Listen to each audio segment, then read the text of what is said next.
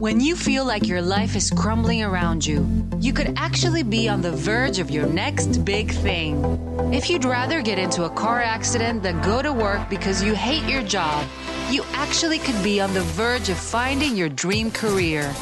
If you've had it with picking up the tab for your yet again unemployed boyfriend, you're actually on the verge of finding a fantastic relationship. Certified hypnotherapist and master life coach Laura Richer wants to show you how to use your breakdown for a breakthrough in creating a life you love. You're listening to Laura's hit new show on The Verge Radio. And good morning and welcome to On The Verge Radio, broadcasting here on Transformation Talk Radio. I am so happy to introduce our host, Laura Richer. Good morning. Good morning, Andy. And I am your co-host, Andy Lucas. I have a quote here from Oscar Wilde. To love oneself is the beginning of a lifelong romance. Yes, it is. And today we're talking about healthy self-esteem and how you build a seven-figure self-worth. Laura, what is a seven-figure self-worth? So a seven-figure net worth means you have $1 million. Nice. A seven-figure self-worth means you feel like $1 million. Ooh, and I do love to feel like $1 million. Me too. And that is a topic that comes up all the time in my practice with my clients is how do we get a healthy self-esteem? And why is that even important? Yeah, why is it important? Well, your self-esteem is important to being a thriving, successful individual. You have to believe you're worth it in order to manifest the things in your life that you really want. So if you want to create some sort of success in your life, whether that's relationships or in your career or your family or anything, you have to believe that you're someone who deserves those things. Otherwise, it's going to be impossible to make them happen. And what would you say causes kind of low self-esteem? It's different for everyone. I think sometimes just messages that we take in from media, social media, comparing ourselves to other people. That's a big one, comparing ourselves to other people and finding the ways where we fall short. Sometimes we can pick up negative messages in childhood, whether we were bullied or were in toxic family situations that maybe created a sense of not being valuable. There's all kinds of ways you can develop low self-esteem. But really what it is just a negative belief system that you've created. And so that you're seeing the world through that negative filter. And the good thing about that is that if you can change your mind, if you can decide that those things aren't actually true and look at the world through a more positive light, you can start to build a healthy self-esteem.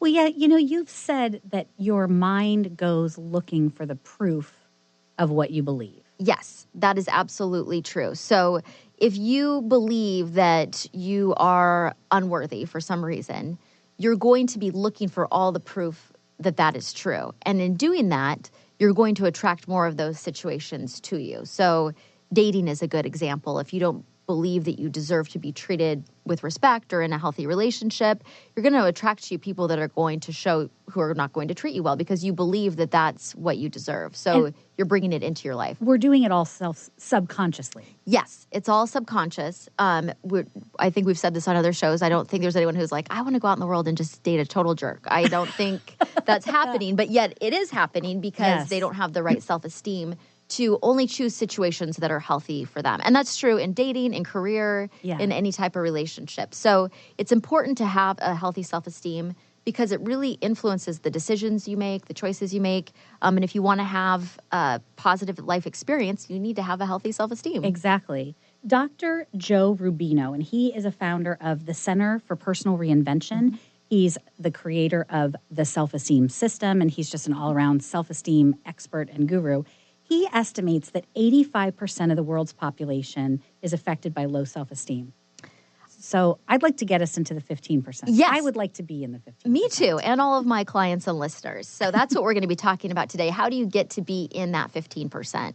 And I bet, I don't know, I don't have the research on this, but I bet that number, that 85% has gotten higher because of social media and because of comparing that's happening all of the time. Yeah. So we're going to dive into that a little bit today. How do you stop comparing yourself to other people? How do you focus on what's positive for you so that you can have a good, healthy self-esteem and confidence? Well, let me ask you this. What are the dangers of having a low self-esteem? That you're going to attract negative situations to you. So if you have a low self-esteem at work, it's going to be hard to be promoted, to have good boundaries, because you're probably going to just, I know you used to work for a corporation where you felt like a large online retailer based here in Seattle. Yes. And you felt like you didn't have good boundaries there. And what was the negative impact of that to you? It was horrific. I mean, there was a lot of crying in the bathrooms outside, a lot of happy hours and they were happy hours, not so happy hours. Yeah. And just feeling kind of worthless and going in every day and nothing ever being good enough and being told every day, oh, this is not good enough. There's no appreciation. It was a very toxic environment. And I started to believe it. Right. I had always been a person who got a lot of my self-worth from my job, which shouldn't have been that way, but that's the way it was. And I'd always done very well, and I felt very successful in my career. And then to go there and have that feeling like I wasn't good enough anymore, it was really devastating. So not having a healthy self-esteem can definitely lead to crying in the bathroom at work. We don't want to have that. So what do you think, if you had at that point in time a really healthy self-esteem and self-confidence, how do you think that experience at that online retailer might have been different for you? I wouldn't have served 8 years. Yeah, working overtime and on holidays. Exactly, and on weekends and everything. I would have looked at this and said, this isn't for me. I deserve better than this. Right. I don't deserve to be treated like this. I don't deserve to be giving up my entire life for this company. Right. But I didn't have those boundaries. I let it infiltrate every aspect of my life. So that's an example of how low self-esteem can be dangerous, is that it can really impact the experience that you're having in your career.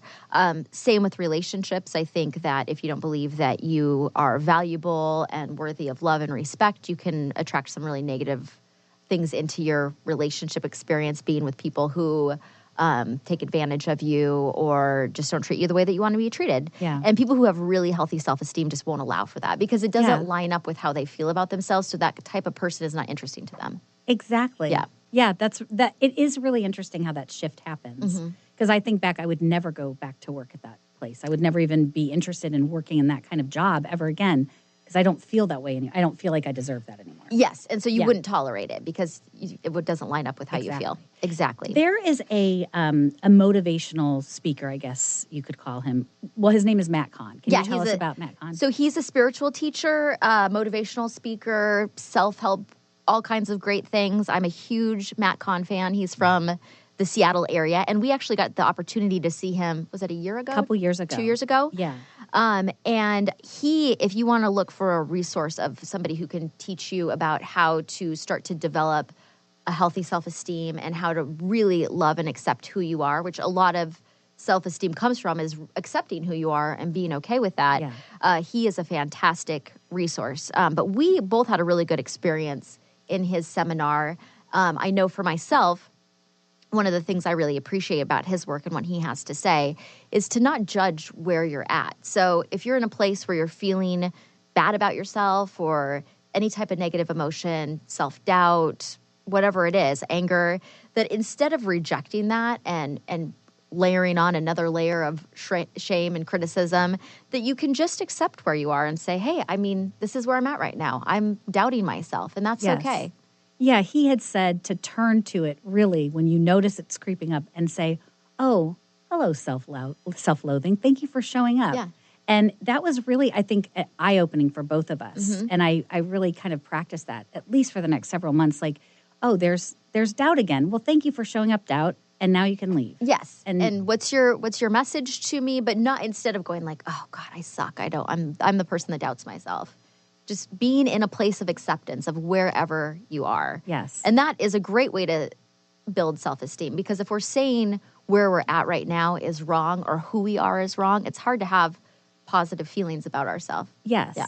And that's one of the things you also said, that having a good self-esteem is not necessarily being positive all the time and running around like Pollyanna. Which I don't know is possible for most of us. I know I don't feel positive all the time. I try to feel positive a lot of the time. But sometimes I do feel angry, or sometimes I do feel jealous or doubting myself or whatever negative emotion. And to just be like, okay, well, that's what is happening with me right now. And that's okay, because human beings have negative emotions and I'm a human being. Yes, exactly. So we are going to take a quick break. Can you remind everybody of how they can get in touch with you? Yes. So at Seattle Healing Hypnosis, we offer a complimentary consultation. So you can call us anytime to schedule that at 206-765-8265. You can also find us online at seattlehealinghypnosis.com. And if you just want to catch up on the past episodes of On the Verge Radio, you can find us at onthevergeradio.com. Exactly. And I do love that you do the 30-minute consultation. You can do that over the phone, via Skype or Zoom. They can come into the office in Queen Anne. Yep. Yes. And just 30 minutes to talk about you, and we might decide we want to work together. And if not, you'll leave with some fabulous resources that will help you on your way. Absolutely. Okay, great, Laura. We're going to take a quick break. When we come back, we'll be talking about self-acceptance. So stay tuned for more On the Verge Radio here on Transformation Talk Radio.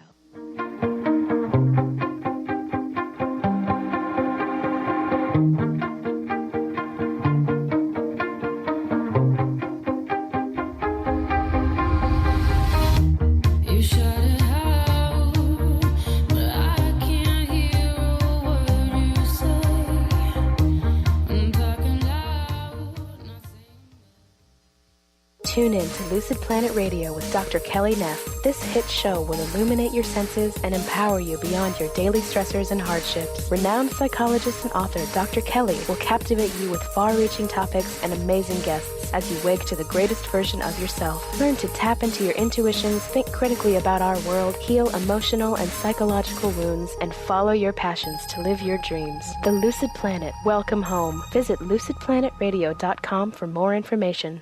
Tune in to E3 Influence Radio. Own your impact. Master your world. In this new hit show, Sarah Luce, empowerment coach and spiritual mentor, teaches us how to achieve our greatest potential to positively affect everything and everyone. The time is now to enlighten our minds, empower our hearts, and take energized action to raise the consciousness of our planet. Sarah shows us how with simple, easy-to-implement steps. To find out more about Sarah Luce and her E3 Influence program, visit sarahluce.com. Interested in deepening your spiritual practice? The School for Esoteric Studies offers online training to spiritual seekers from all paths of life and individual coaching. Our courses synthesize Eastern and Western spiritual traditions based on meditation, study, and service applied to everyday life. To learn more about our courses and services, please visit www.esotericstudies.net. Integrate spirituality into your everyday lives on Universe Soul Heart Radio. Tune in each month on Transformation Talk Radio as Kathleen Johnson explores the concept of sensible spirituality, keeping you grounded, connected, and centered on the path to wholeness. Kathleen has dedicated her life to facilitating holistic healing and wholeness in others. Listen to Universe Soul Heart Radio and learn how to flourish, grow, and impact all we do on planet Earth. For more information, go to universesoulheart.net.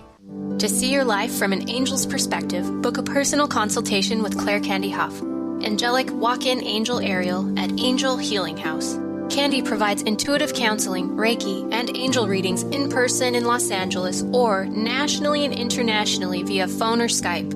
She will channel the practical tools you need to transform your life. Call now, 831-277-3716, or visit angelhealinghouse.com.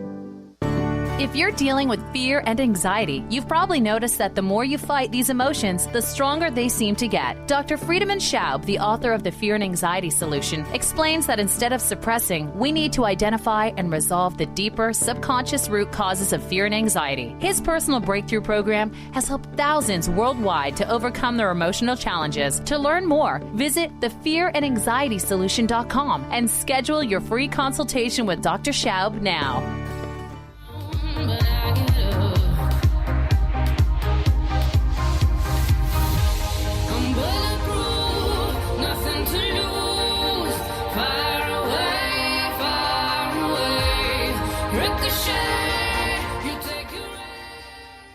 Welcome back. If you're just tuning in, you're listening to On the Verge Radio. I'm your host, Laura Richer, and I'm also the owner of Seattle Healing Hypnotherapy, Reiki, and Life Coaching. And I am here with my fabulous co-host, Andy Lucas, who is the owner of Hummingbird Marketing Services. Hello. And we are broadcasting on Transformation Talk Radio. And today we're talking about loving thyself and building a healthy self-esteem.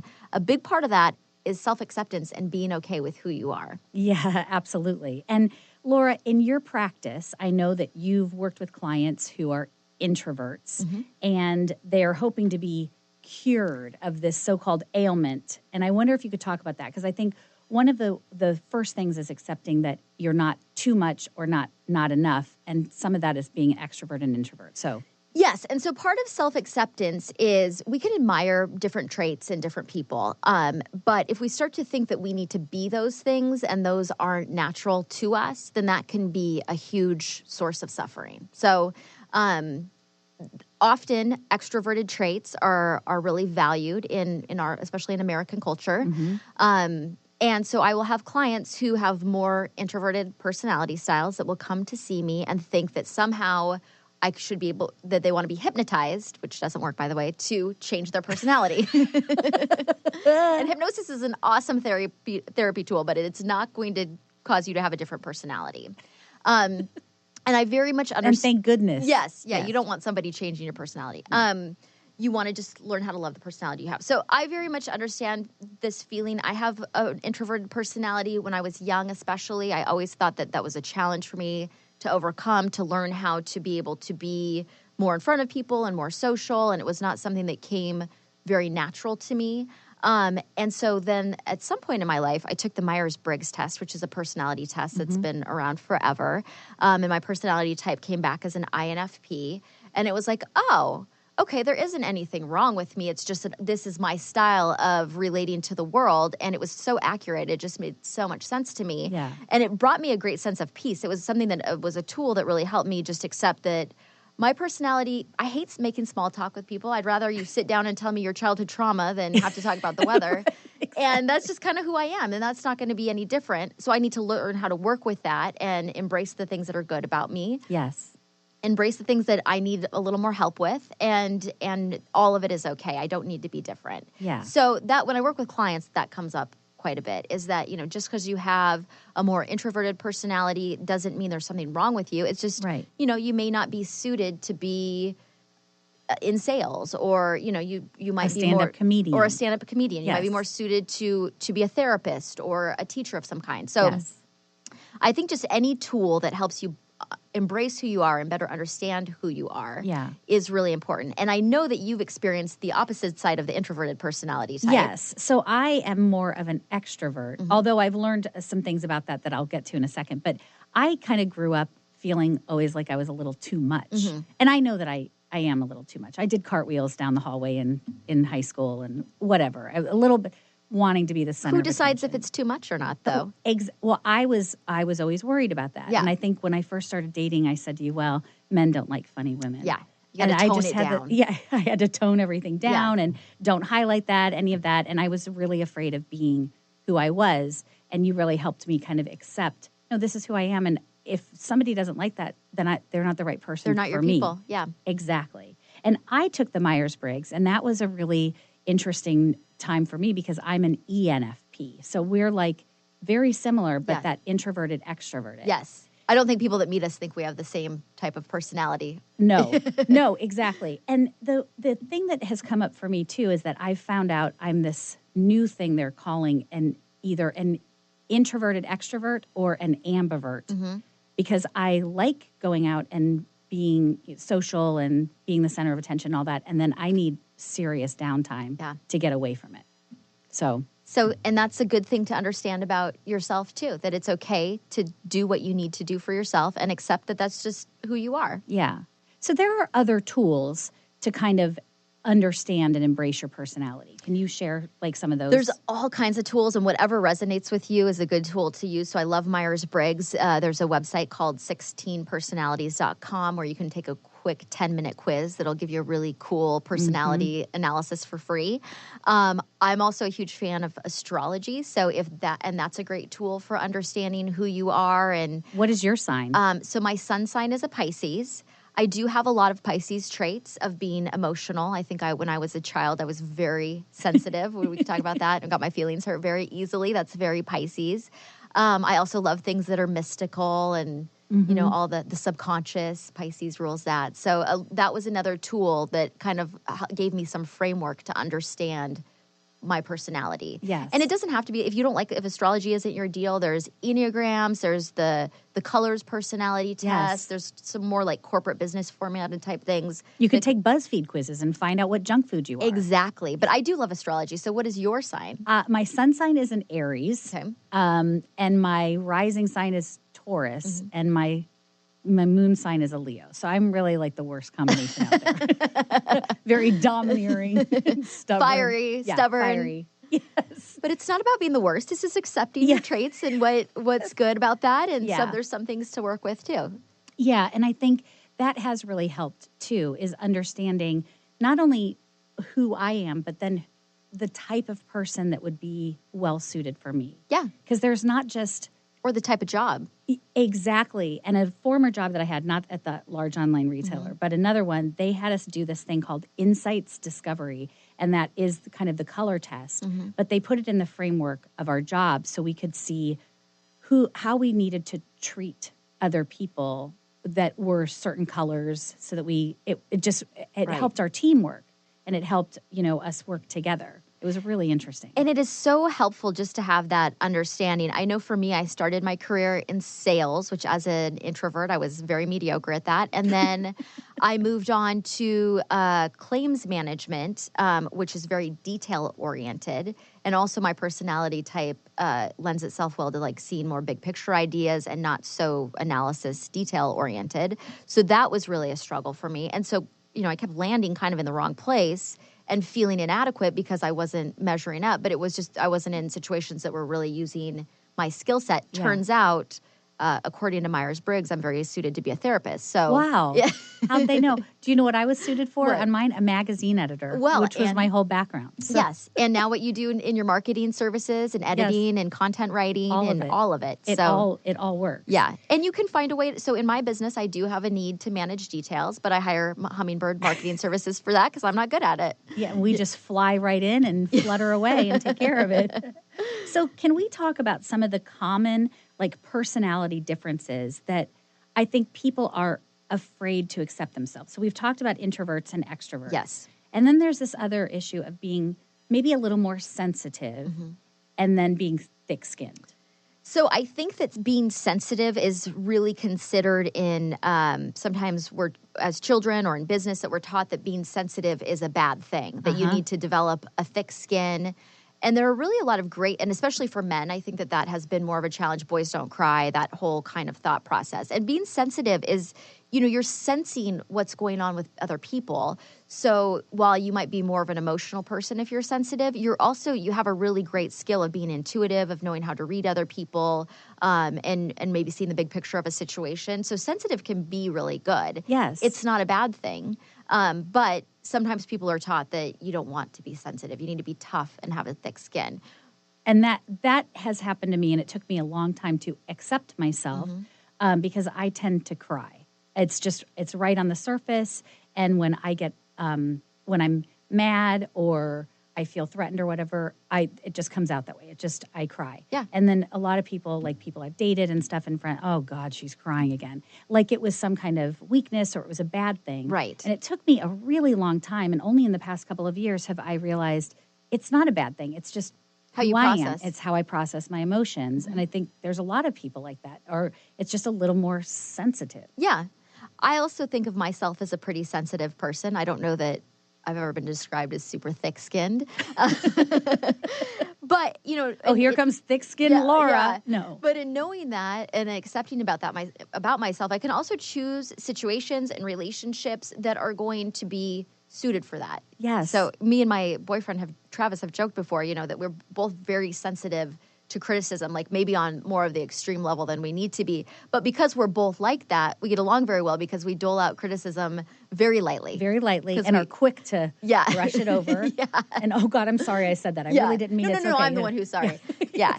So, but, somebody who's super direct is maybe not a good match for me. And that doesn't make them wrong either. But or you. Yeah. It just doesn't, it's not necessarily what works. Right. And on the flip side, for people who are more direct and maybe aren't quite as sensitive and aren't noticing those subtleties and just kind of want to get to the point, which there's nothing wrong with that either, they will be better suited in career environments and relationships where that is more acceptable. Yes.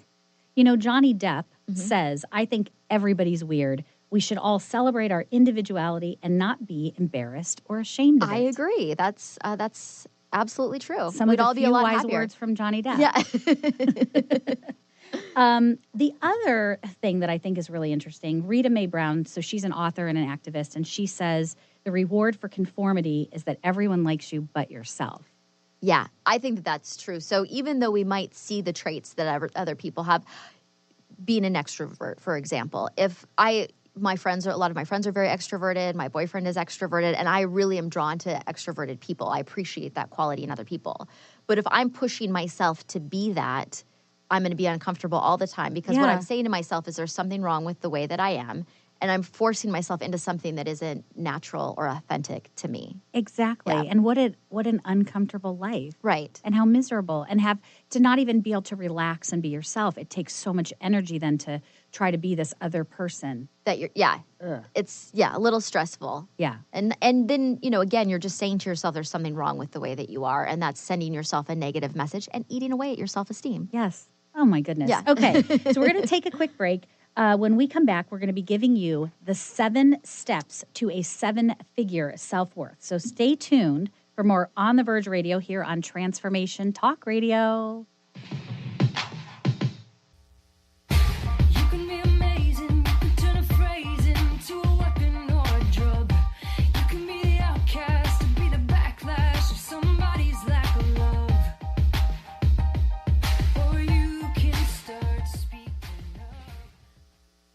Let It Go Radio. The future awaits you. Tune in each month on Transformation Talk Radio as host Barbara Scheidegger explores the way to clarity, peace, and how to live a successful life on your terms by turning negative experiences into positive ones. Barbara's curiosity about the human experience drives her both personally and professionally. As a life coach, author, and renowned clinical hypnotherapist, Barbara knows how to move forward in a natural, organic way without side effects. If you want to grow, be sure to tune in to Let It Go Radio. To learn more, visit letitgohypnosis.com. Practice living in wholeness with the body tune-up. 6 classes for $89 designed for radical self-healing and self-regeneration. Heal the deepest root of any challenge. The mental body was programmed in negativity, not good enough, separate from source. You're too much, you'll never make it. The emotional body holds all the pain and trauma of emotional suppression, all the pain from this life and life's past. The spiritual body is the place you connect with your higher power, your higher self, with the image and likeness of the One. The physical body houses and expresses the other 3 bodies every day. Go to CorneliaStephanie.com. Evolve, become a practitioner. We need to heal, integrate, and bring into wholeness and harmony the physical body, addressing all the other bodies in order to live in our true, authentic nature. Winning at the game of money. Lynn Brown is now offering Full Spectrum Finance, a progressive 12-month program that will help you to navigate through the mechanics of financial expansion. Finally, a financial planner who looks at the full spectrum of money and abundance. Engage you in the mental, physical, and energetic aspects of finance. This is Full Spectrum Finance. Are you ready to get into it? For more information, go to fullspectrumfinance.com. Stay juicy. Tune in to Your Juicy Love with me, Una Drake, co-hosting monthly with Dr. Pat, and every second Monday at 12 p.m. on Transformation Talk Radio. My show, Your Juicy Love, helps you find the dynamic, life-affirming love you've always wanted. Transform your relationships and bring peace, joy, and juicy, juicy love to planet Earth. For more information, visit unadrake.com. Tune in to Mainstream Metaphysics Radio to harness your connection with the universe to effect change for optimal success and happiness. Named one of the country's top psychics, Eve now brings her insights and gifts to this weekly hit call-in show, joined by visionaries, leaders, and gifted others, but mostly you. Jot it down, Thursdays, 10 a.m. Pacific, 1 p.m. Eastern on TransformationTalkRadio.com.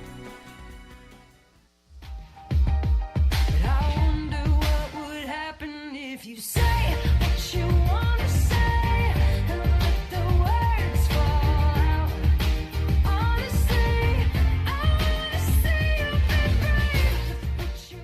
Welcome back, Bravery.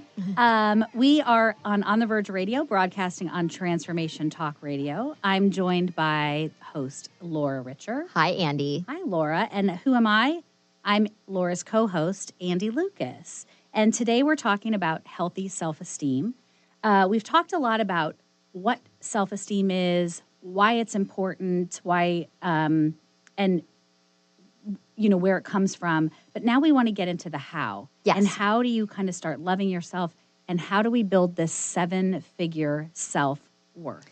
So I work with a lot of clients who come to me because they want to work on their confidence and self-esteem and loving themselves. And as simple as it is, although difficult, I have a lot of people say, well, I don't even know what that means. How do I do that? What are the action steps? So we have come up with a list to give some people some practical advice of how to start building a 7-figure self-worth. And we do have this on the website. Yes. If you go to onthevergeradio.com, you'll just see it right there. It's how to build a 7-figure self-worth. You'll see cash money, and you can read all these tips if you're not able to listen the whole way through. And of course, we always have archives of the show on onthevergeradio.com as well. So kick it off. What is step number 1? Okay, so number 1 is just focus on what makes you fantastic. You're awesome just because you are. So that is what we were talking about in the last segment, is just accepting yourself and focusing on what is really fantastic about you. So, you know, if you have certain personality traits that you want to work on or fix, that's fine.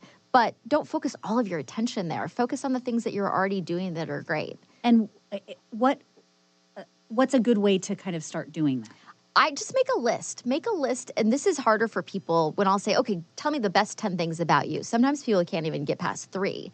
So sometimes we don't even realize that we've been so focused on the negative that we've lost all sight of the good things that are happening. And there's always both. There's negative and positive things happening, but sometimes the negative feels bigger because there's so much attention put on that. Right. So when you start to actively, you know, make a list of the things you're already doing great, which I'm sure for all of us, there's at least a handful, you can start to focus your attention on those things. What about the people who say, oh, this feels really, I feel like I'm being boastful when I write this stuff down? Good. Just do it anyway. Brag about yourself. Just shamelessly brag about yourself, especially if you're just doing the list by yourself. Because you want to shift your energy. If you're always focused on negative stuff, you're going to just be feeling yucky. You can feel it in your body. If you've got this, you know, all of these negative, I'm not enough, I should have done this, I should have done that. It just feels bad. So start focusing on some of I'm a really good friend.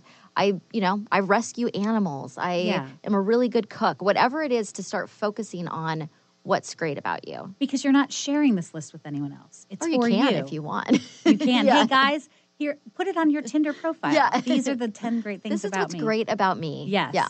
I have a quote that kind of goes along with this. It's Dr. Dennis Waitley. He is the author of The Psychology of Winning. And he says, to establish true self-esteem, we must concentrate on our successes and forget about the failures and the negatives in our lives. Right. Yeah. Because what you're focusing on is the experience that you're having. So if, you know, I want to focus on the positive things that are happening, I'm going to have a more positive experience. If I'm focusing on things that didn't work out in the past and really fixating there, that is what I'm going to be feeling. Yes. I just had an aha moment. So thank you. Oh. I'm currently in the process of selling my house. Yes. And I'm just a nervous wreck about it. It's causing all this stress. And I'm focusing on what if it doesn't sell? What if it doesn't sell? And all of this. And I really need to be focusing. You're kidding me right by now? Do you know we're the hottest market right now? What are you worried about? Are you kidding me? We're up 15% in this market alone. 26 in Gray Harbor. There's Benny, the voice of reason, coming through. I've also got. She'd be stressed. She'd be like, "Oh, no problem." I'm super stressed, and so I keep focusing on that. What if it doesn't sell? What if it doesn't sell? And instead, I should focus on it's going to sell. It's selling. Yeah, and part of that is because, I mean, and I believe, as Benny said, we're in a very hot real estate market here in Seattle. It's going to sell.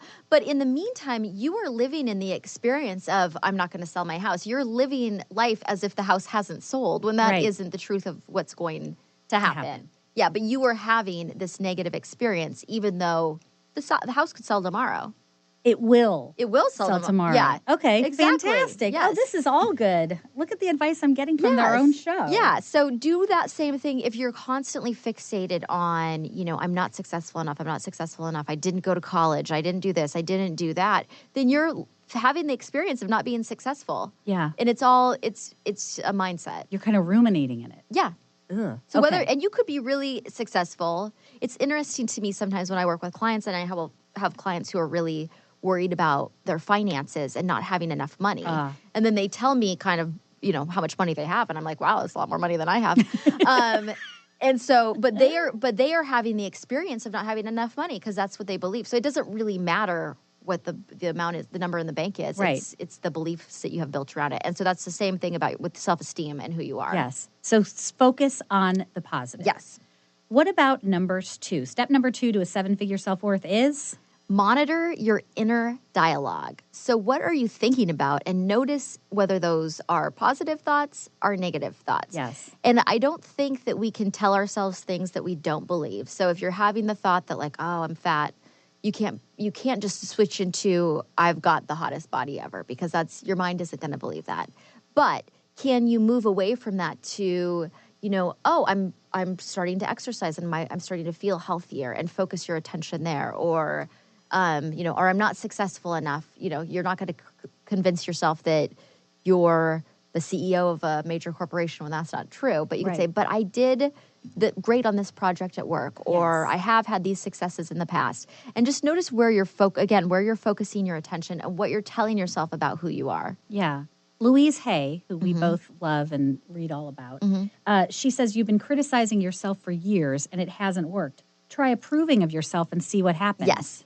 It's true. Yeah. This is a brilliant tie-in to number 1, is really focusing on the positive, and that negative self-talk can be really And I see brutal. this with people that I work with all the time, and I've had this experience myself too. I mean, if beating the crap out of yourself was going to cause you to change, you would have already done it. That's true. So that isn't working. If shaming yourself and thinking negative things would impact change, all of us would have already made all the changes that we wanted to make. That's true. Yeah. Is it counterproductive? Yes, because what we talked about before, in that your mind is looking for proof of what you believe. If you believe I'm a loser and I can't accomplish anything, you just will get stuck there because your mind is always looking for proof that that's true in situations where that's true. So you just kind of attract more of that to you. Yes. Wow. Okay. Number 3, step number 3 is stay away from energy vampires. Yes. And so this came to me because I just read a really awesome book by Dr. Christiane Northrup, which is called Dodging Energy Vampires. Ooh. What is an energy vampire? An energy vampire is just somebody who kind of sucks the life out of you. We've all been around people who are maybe really negative, or there's no reciprocity in the relationship. Yeah. Eeyore. Seriously? Yeah. Are you kidding me? Yeah. Those people. Yeah. Yes, those people. Did you get me now? Eeyores. I got it. Nothing is ever going right. Everything is negative. They can always take a positive thing and turn it into a negative. Debbie Downer. Debbie Downers. Or also really dramatic people who always want to have the attention focused on them and they kind of suck the air out of the room. Andy's looking at me like, okay, what you got for that one? Oh my God, are you serious? Oh, really? All right. So people who make you feel bad, that is not good for your self-esteem. Being around people who are really critical of you, maybe a lot of backhanded compliments, maybe directly critical. Yeah. And sometimes we can't get away from those people. Sometimes those people are our family members, or our boss, our kids, our parents. But so what do you do in that case if you can't get away? You need to have limits and boundaries with people who are highly critical of you, because if you're exposing yourself to it and taking it in all the time, it's going to be tough, unless you're one of those really thick-skinned people who can just let it roll off their back, which not a lot of people are, I don't think.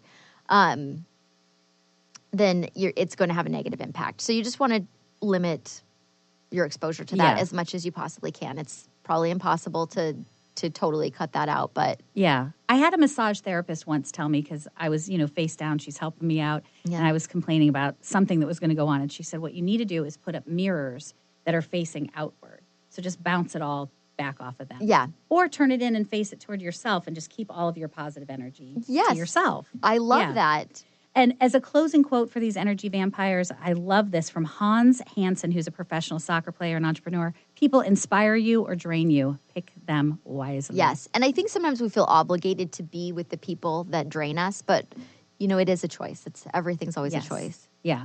Okay, step number 4 to a 7-figure self-worth is when someone has something nice to say to you, just thank them. So well, there's a novel concept. I think for humor and connecting with other people, sometimes we can be really self-deprecating, which is fine because that can be funny sometimes. But if you are feeling low on self-worth and self-esteem, you might want to stay away from that for a little bit because you're not really acknowledging your positive traits. So if I'm like, Andy, you look so great. That shirt looks great. And you're like, well. Oh, I got it on clearance. I got it on clearance. It doesn't fit. And actually, I've gained a few pounds since the last time you saw me. That doesn't feel good. No. And it also makes the complimenter feel weird. Like, oh, why did I even say that? Right. Yes. Yeah. Because then you're either forced to kind of try to convince them or be like, oh, okay. Yeah. Okay, I guess it is crap. Yeah. Yes. So, and it doesn't feel good to not acknowledge when we've done something good. So, whether it's, or, oh, this is a great meal. Well, I got it. Part of it's out of a box. Just say thank you. A friend of mine, and it's a coworker of Zach, my boyfriend's, says when you get a compliment to just say, well, thank you for noticing. Yes. And then take it in. Yes. Take in that appreciation. And it might change your mind. You might start to notice that you go, yeah, I am a good cook. Oh, this shirt does look good. And you start to feel better. Yes, exactly. And you start believing it. And then it goes back to number one, where you're focusing on what makes you fantastic. Yes, exactly. Mark Twain always said, I can live for 2 months on a good compliment. It does feel good to get a good compliment. You almost feel like you have a 7-figure self-worth. Exactly. Like $1 million. So, step 5, and I do want to say this really quickly. We should mention that in your practice, you offer a self-esteem boost. I do. Is a program. Can you tell us about that? Yes, and I have a program that is an 8-week program where I work with clients specifically on increasing confidence and self-esteem to help them create whatever it is that they're trying to create in their life. Like that is the foundation for whatever you want to do, is you need to have a healthy self-esteem and a belief in yourself that you can do it. And what is involved in the program? So we work together over an 8-week period. We meet in the office for a session of any of the modalities that I use with my clients, which are Reiki, hypnotherapy, and coaching. Okay. We're also in close contact during that time with via email if they have questions or aha moments, or if we need to schedule an emergency phone call, or if I can forward them some reading or YouTube videos or things that will help support them in whatever they're doing. We do that. So it's very custom. It's specific to whatever that client is trying to accomplish. It's different, a different program for every client, but it's custom tailored to them to help them feel really good by the time we're done working together in 8 weeks. That's fantastic. Yeah. And remind everybody the phone number to call if they're interested in learning more about this. They can call us at 206-765-8265, and they will reach Larry, who can schedule a complimentary consultation with me. Larry, the scheduler. Yes, so that I can help teach you how to build a 7-figure self-worth. And you can also reach us online at Seattle Healing Hypnosis. We're all over social media. And you can also go to onthevergeradio.com and listen to past episodes. So we're everywhere. We're everywhere. Yeah. You can't hide. Yeah. Okay? So continuing this conversation about a 7-figure self-worth, what is step number 5? So this is similar to number 2, which was monitor your inner dialogue. But 5, stop listening to your crazy inner bitch. So who you calling crazy? We all have Sorry, she just came out. Yeah. We all have so dramatic. Yeah. We all have this crazy voice in our mind that is saying negative things to us. I think that the difference between someone who has positive self-esteem and someone who has negative self-esteem is how much you're listening to it, believing it, and paying attention to it. So there is just this ruthless, crazy bitch in my mind that can tell me something negative at any time, that I'm not enough, I did something wrong, whatever it is. And if I believe those thoughts, if I really listen to her, that is the experience that I'm going to have, is the experience of not being enough for whatever reason. If I can monitor those thoughts and go, oh, that's interesting. That's that part of me that wants to tell me I should be thinner, but I'm not going to listen to that today. Yeah. I'm going to have a very different experience. But the interesting thing about those thoughts is they're not real. If you observe them and become aware of them, you start to notice that they're insane, really. I mean, do you have a crazy inner bitch that says crazy things to you? Absolutely. Oh, and she says some really mean things to me. She says so things mean to me that I wouldn't say to my worst enemies. No. Yeah. Where does this voice come from? And we all have it. We have, I think we just all have a part of the brain, the ego part of our mind that either tells us, that wants to destroy us, basically, that will tell us it'll sometimes tell us that we're superior to other people, but it'll also tell us that we're inferior. Mine is usually saying that I'm inferior. But I can just observe that thought, and sometimes I tell clients, I've had all kinds of crazy thoughts. Like I'll be driving in the car as the passenger and think, oh, I could open the door right now. And we're going 85 on the freeway. But I don't believe that thought. I don't act on it because I know it's not real. And where does it come from or why does it show up? I'm not really sure. But that one just floats in and out of my mind. That's not a real thought. But I could have the thought that, I should be something different than I am. I should be more successful. I should be thinner, whatever. And if I believe in that thought, that really is the experience I'm going to be having, which is a negative experience. How do we tune her out? Is it just practice? Just practice. I mean, sometimes you can go into a story in your mind and you fully engage in it and it's the truth of what's happening in that moment. But but every now and then, if you're practicing awareness, you can take a little step back and go, oh, there's that story again. That story of me not being enough. Well, it's showing, or I'm not going to sell my house, or I'm not going to have enough money and I'm going to be homeless, or whatever the story is. And you can just get a little space between you and that thought and go, there it is. It's not even really happening. That's not a real thing right now. Right. But I'm having the experience of it being real because I've fully invested in it. So it's awareness and then really looking at it and saying, this isn't true. Yeah. And choosing not to believe it. Just choosing not to, like, I'm not gonna invest in that thought today. But we are very programmed to automatically go to those thoughts. And so it is a practice of being more aware. And it's a practice. You can't do it all the time. I still catch myself going into crazy stories sometimes, and it will take a while to pull myself back into reality. Absolutely. Be like, oh, I just made all of that up. None of that's even real. Ralph Waldo Emerson says, most of the shadows in this life are caused by standing in one's own sunshine. Yes. So we're doing it all to ourselves. Yeah. And a lot of it is not even really happening. Oh, my goodness. Wow. Okay. But isn't that cool that we have the power to just shift out of that by changing the way that we think? Yes, it is. And it's good to know that nobody's going to be perfect. No. It's going to slip back into it. It's a constant, I wouldn't say work, it's just constant awareness, constant practice. Yeah. Yeah. And the more you practice it, the more it becomes your second nature not to do it as often. Fantastic. Yeah. Okay. Number 6 in the steps to building a 7-figure self-worth. Practice radical self-care because you deserve it. So to have good self-esteem, you have to be willing to take care of yourself. And that means maybe eating good, exercising. You don't have to be crazy. You don't have to be on a crazy strict diet or exercising 3 hours a day, but you have to be doing things to take care of your physical body. If your physical body doesn't feel good, it's hard to have good self-esteem. So just basic things to take care of yourself. Quit smoking. Don't drink as much. Yes, exactly. Okay. And then on top of that part, taking care of your physical body, is doing things that kind of nurture your soul, taking care, having fun, enjoying your life, taking a moment to smell the flowers, just really taking care of you. I had an experience the other day where I was going for a walk with my dog, and it was a really beautiful day out, and I was walking with him, and I was noticing like the flowers and everything were in bloom in the neighborhood, and it was really pretty. And I thought, oh my God, I have all this to do at work, and I have to start applying for internships. And I just went into this story about not being enough and not getting enough done. Yeah. And I was able to pull myself out of it and go, this moment of just walking in the sunshine with my dog is just as important to my well-being as the other things that need to get done. Yes. So it's okay to just be in those moments and enjoy those moments. Why is it, I find it can be difficult for me, and I don't think I'm alone in this. Why is it difficult for us to take care of ourselves?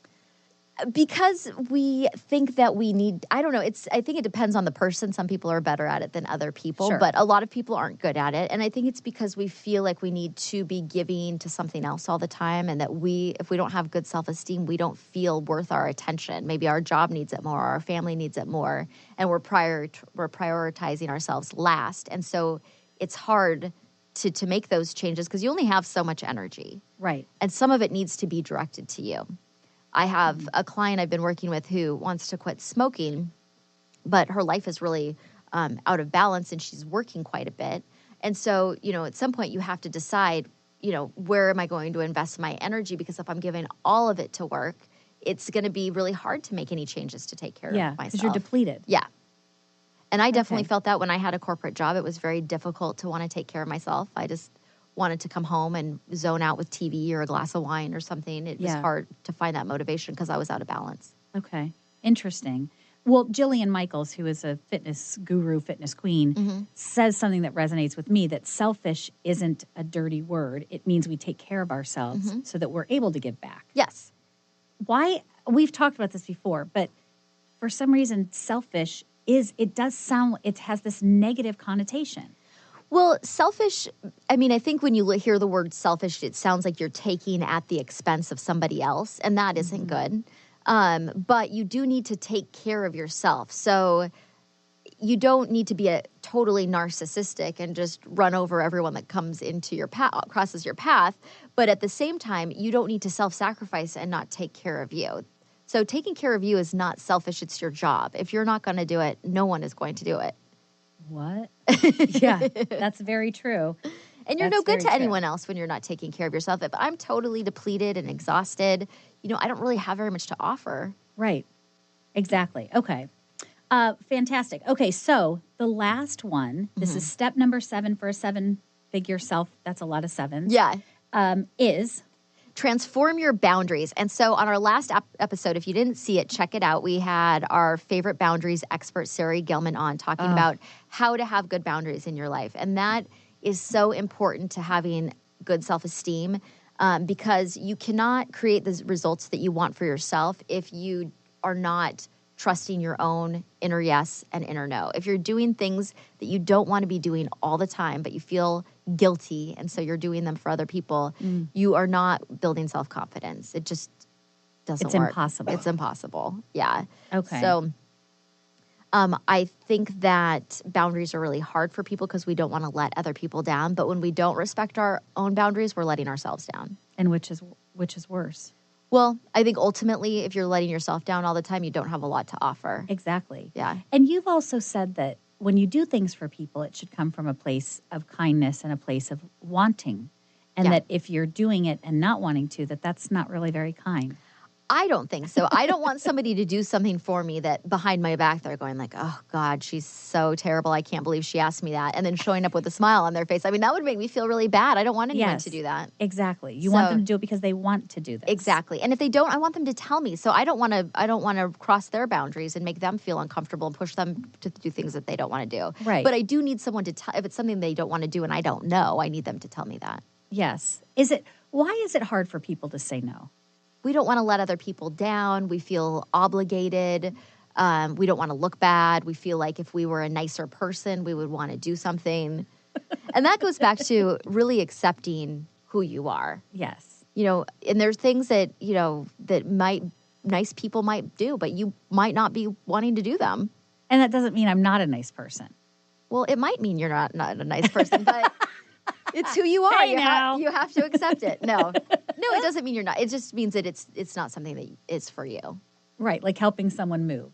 Exactly. Yes. Okay. And I just want to share this quote from Kim McMillan. She's a politician and she's an author of a book called When I Loved Myself Enough, or When I Loved Myself Enough. When I loved myself enough, I began leaving whatever wasn't healthy. Mm-hmm. This meant people, jobs, my own beliefs and habits, anything that kept me small. My judgment called it disloyal. Now I see it as self-loving. I agree with Kim. That is an awesome quote. Yeah. So again, if you want to read over any of these tips for building, so you can build your own 7-figure self-worth, they're all on the website, on thevergeradio.com. Laura, we're almost out of time. Can you remind everyone of how they can get in touch with you? You can reach me at 206-765-8265 at Seattle Healing Hypnosis to schedule your complimentary 30-minute consultation, or you can find us online at seattlehealinghypnosis.com or on thevergeradio.com. Fantastic. And we always have archives of the show that you can watch and listen to them. They're on thevergeradio.com. And we'd always love to hear questions and comments on the show. We will be back next month, and we look forward to talking again soon. Have a great day. Thank you. You've been listening to On the Verge Radio, using your breakdown for a breakthrough with Coach Laura Richer. We all have that moment in life when we are on the verge of big change. This time of transition is a wild and unknown place. How will you show up? Embrace the positive, drop the negative, and you can experience total transformation. Schedule a breakthrough session with Laura at seattlehealinghypnosis.com. Laura will help you discover the path to creating rapid and positive changes. Tune in every month for On the Verge Radio with Laura Richer.